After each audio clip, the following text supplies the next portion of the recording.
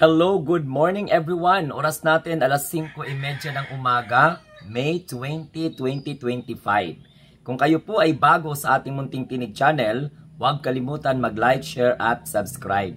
And don't forget to click the notification bell para lagi kayong updated sa mga video na ating i-upload. Manonotify kayo bawat live stream po natin dito sa ating Munting Tinig channel.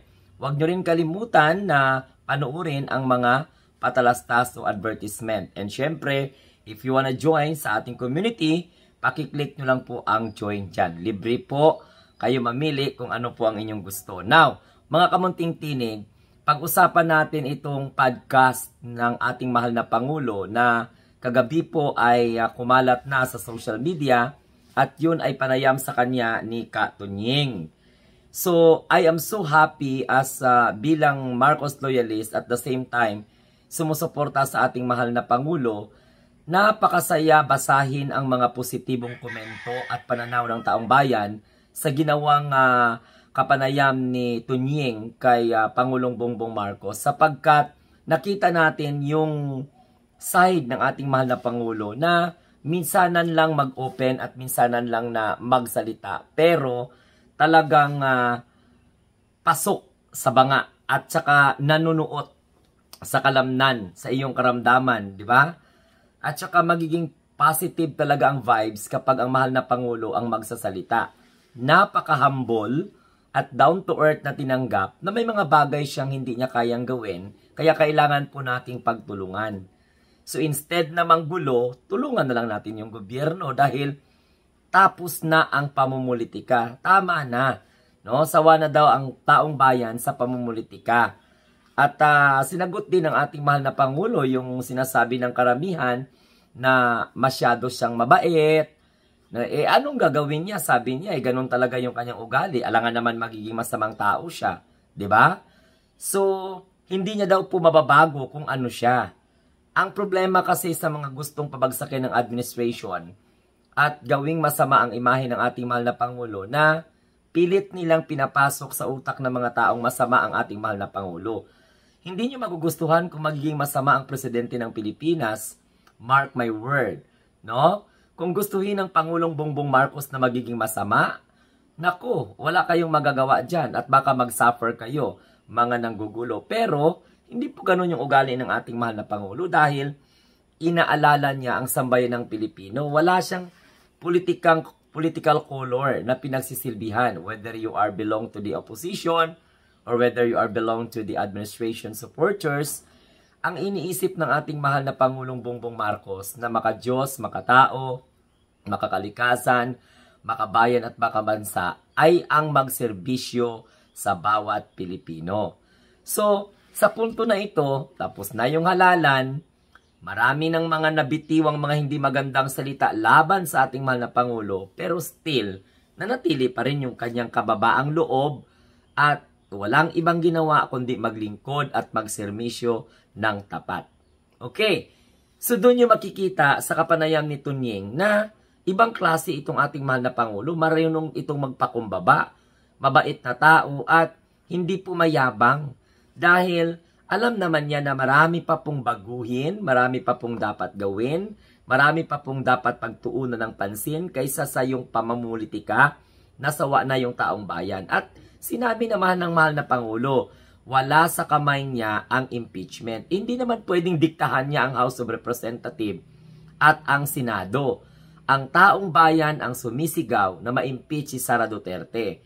Ang taong bayan sa pamamagitan ng House of Representatives ang nagpasya, more than 200, ang pumirma na isulong ang impeachment o sumite ang impeachment complaint, verified impeachment complaint sa Senado. So, klarong-klaro po yan. Anong sabi ng ating mahal na Pangulo? Nasa kamay na po ng Senado ang impeachment. At wala siyang magagawa doon. Alangan naman tawagin niya yung mga senador, stop mo. Ginagalang naman ng ating mahal na Pangulong Bongbong Marcos ang independency ng bawat branch ng government. Ang nag-impeach kay Sara Duterte, legislative branch of government o executive branch of government si PBBM. Magkaiba po ang kanilang function. So, wag sanang isisi ng mga nagmamahal kay Sara at Digong, oo, na mga hayop sa Davao. Kasi bakit hayop? Agila si Sara, tigre daw si Baste, o di mga hayop sa Davao. Now, balik tayo dito sa usapin na talagang kahanga-hanga ang pagiging matapat, ang pagiging totoo, hindi plastic ang ating mahal na Pangulo. Alam niya na marami pa pong mga dapat gawin. Oo, kasi kung sa bike, kung maling tulad natin ang ating gobyerno sa isang bike na may mga pyesa din yan. At sometimes yung mga pyesa kailangang palitan or kailangan mo i-retain kung mapapakinabangan at quality pa, no? Na hindi pa magiging dahilan para madisgrasya yung nagbabike. So, inamin din ng ating mahal na Pangulo na ang dami nilang mga ginagawa para masawata ang droga. So, hindi po kailangan or solusyon yung patayan. Sinabi po ng ating mahal na Pangulo yan. Ayaw niya yan. At the same time, tinutukan din ng ating mahal na Pangulo sa kapanayam ni Katunying yung issue na kung saan ay maraming mga sisibakin. Pero hindi na pinapalaki ng ating mahal na Pangulo, umalis ka na kaysa sa kakasuhan ka, di ba? So, at kung kinakailangan kasuhan. Yan ang sabi po ng ating mahal na Pangulo.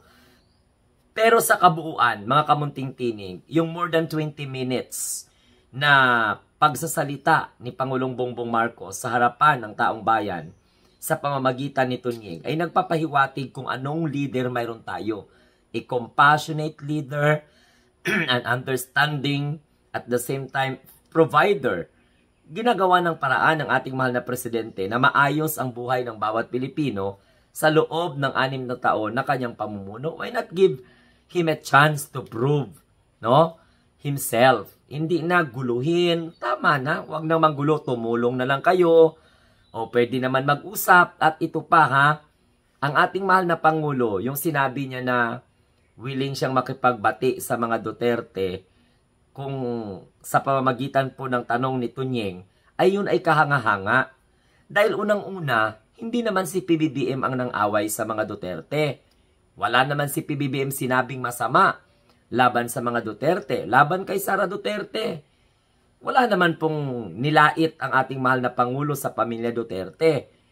Napakabait ng ating mahal na presidente pagkatapos ganunin lang ng kampo ng mga Duterte. Tapos kayo, nagtatanong kayo, inaaway, inaalipusta, inaape ang pamilya ni Sara Duterte. Kasinungalingan po yan. Katangahan po yan. Kaya nga sabi ni PBB, marami nagsasabi sa kanya na mabait daw siya. Na masyado siyang mabait. Anong gagawin niya? Sabi ng ating mahal na Pangulo, anong gagawin niya? Maging masamang tao? Bakit? Magustuhan niyo ba? Hindi tayo nananaginip na masama ang ating Pangulo. Hindi po tayo nangangarap na mayroon tayong masama o malademonyo na Pangulo. Diba? Kung sanay kayo sa ugali ni Rodrigo Duterte, malaberdugo at malademonyo, wag niyong igaya ang ating mahal na Pangulong Bongbong Marcos. Kaya, nagulat talaga ako. Napakalinaw na mga sinasabi ng ating mahal na Pangulo. Kasi, yung iba ayaw patanggapin na may lapses ang government na kanilang paminamunuan. Ito si PBBM, Sinasabi kung ano po yung mga sektor na dapat tutukan, saan nagkamali ang gobyerno, saan nagkulang ang gobyerno. Hindi po nagbabalat kayo.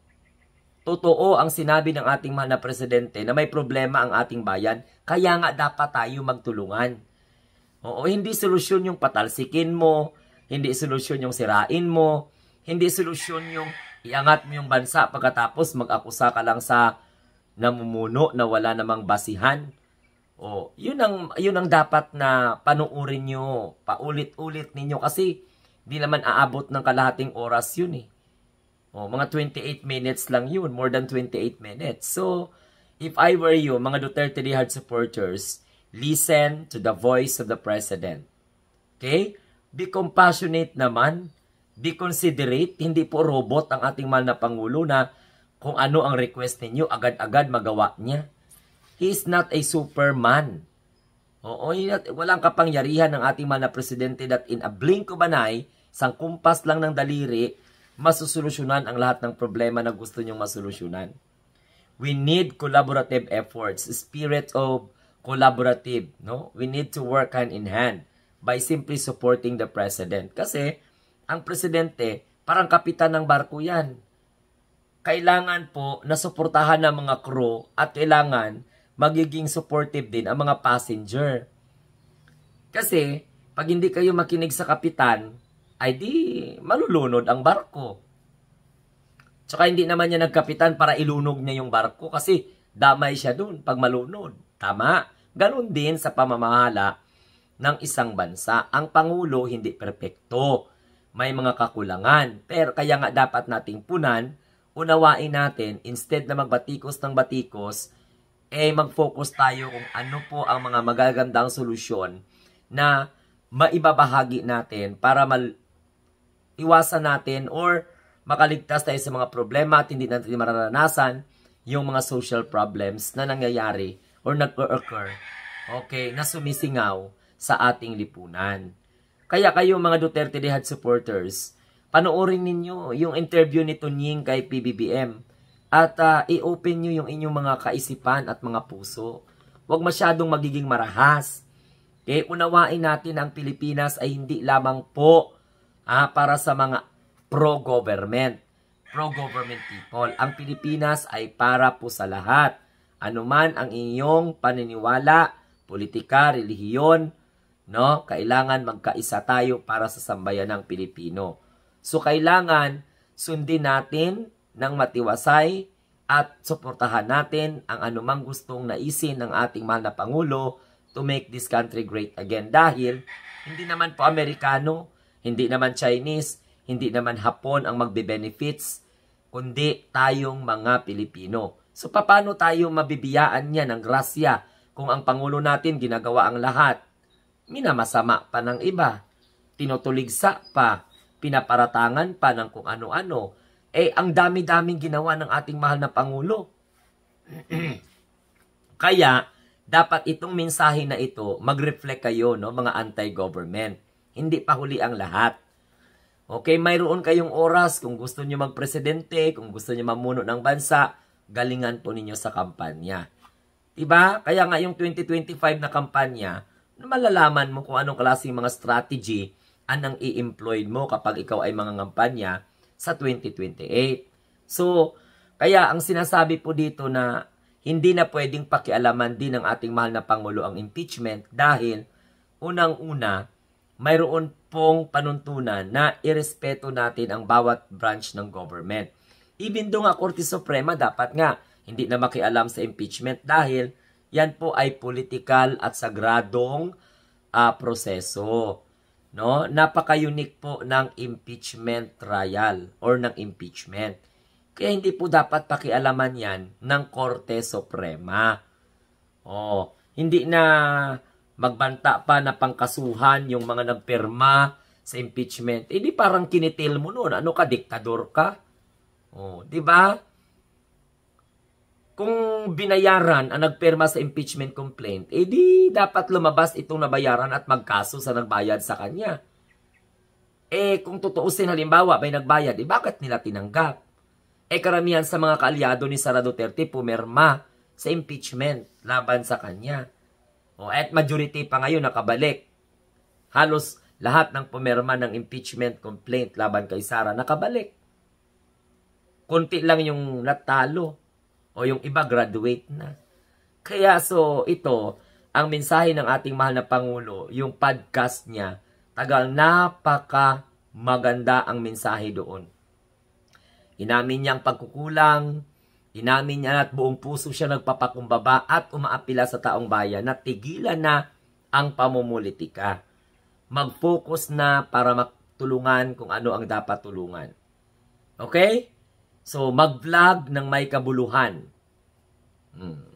Pero, kung kayo mga Duterte supporter, wag niyong subukan yung channel kasi dalawa lang yan kahantungan nyo. Either makick out o masipa kayo because I don't entertain negativity here in my channel. Most especially idealism from the Duterte Dehad supporters. Unsubstantial and sometimes the ideas is irrelevant. Okay? So good job, mahal na Pangulong Bongbong Marcos. At saka syempre, yan ang Pangulo na kung saan ay hindi itinago sa taong bayan ang kalagayan ng bansa. Pero trabaho lang ng trabaho at sinusolusyonan ang mga dapat solusyonan. Okay? So panoorin po ninyo yung pagsalita ng ating mahal Pangulo. Mag-review kayo, mag-team replay kayo. Okay? So once again, ito po ang inyong lingkod, ang munting tinig ng ordinaryong Filipino nagsasabing, tayo pong lahat ay mga bagong Pilipino na may munting tinig sa bagong Pilipinas. At kung kayo po ay bago lamang sa ating channel, huwag mahiya, huwag kalimutan mag-share, like at saka subscribe. And don't forget to click the notification bell para updated kayo at manonotify kayo kapag may mga bago po akong upload at may mga live stream para mapag-usapan natin kung ano yung mga pag-usapan. So comment down below kung ano po ang masasabi ninyo sa bagong mensahe na kung saan ay umani ng positibong komento sa mga netizen at sa taong bayan. Kunti lang yung mga nagko-comment doon ng mga hindi maganda. Yun pa yung mga Duterte supporters na gusto nila masama ang Pangulo, hindi mabait. Okay? So bye-bye, have a nice day, and God bless everyone.